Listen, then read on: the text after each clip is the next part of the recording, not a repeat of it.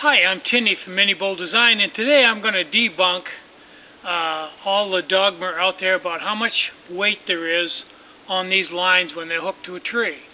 I'm going to do that by adding a set of scales into the whoopee sling that go up to 450 pounds, and then I'm going to pitch it at different angles, maybe a foot off the ground, 3 feet off the ground, and as high as I can get it and still get into it.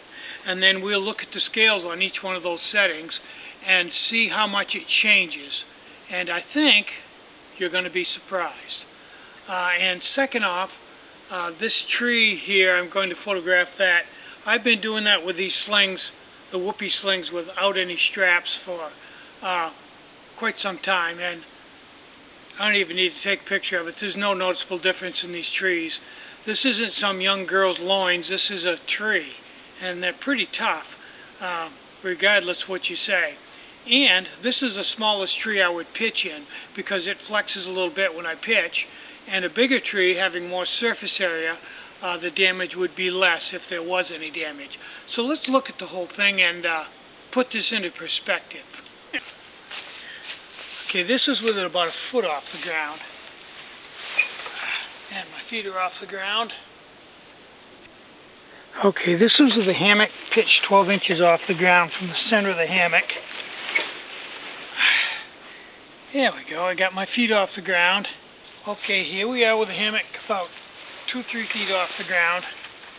Okay, I got my feet off the ground, and there we go. Okay, this is with the hammock about 2.5-3 feet off the ground.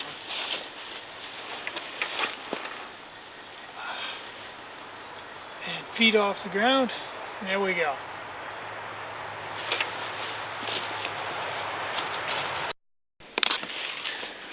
Okay, this is getting crazy high. Nobody would pitch a hammock this high because you have a hard time getting into it. So, okay, there we go. Okay, this is pitched as high as I dare pitch it.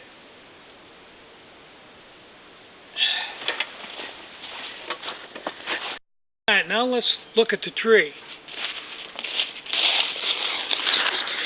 I've been keeping very close track of this tree over time just to make sure that there was no damage to it.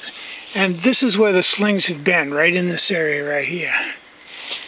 And if you can see, no purple, orange, yellow bruises, no bleeding, leave no trace, yada, yada, yada. The tree is perfectly healthy.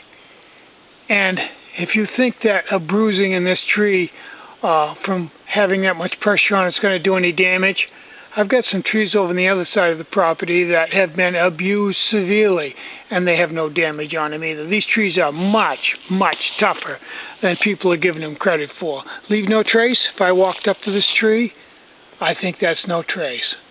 So you might want to rethink this and quit beating yourself up so bad.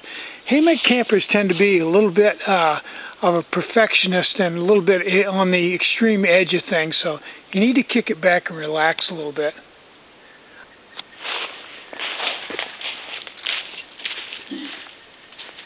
Okay, just so you don't think there's any camera tricks or anything, you can't really see the numbers on the scale from here, but you can see the rough direction of where the arrow points to. So I'm going to do this at the highest setting, and this is higher than you would normally put a hammock because I'm going to have to throw myself up into it to get into it.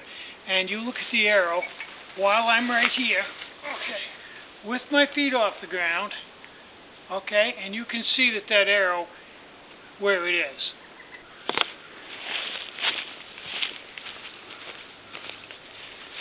I'm Tinny from Mini Bowl Design. Get out and hike, take a friend, enjoy the great outdoors, and more important than anything, be nice, leave no trace, and have a really great day. Bye-bye.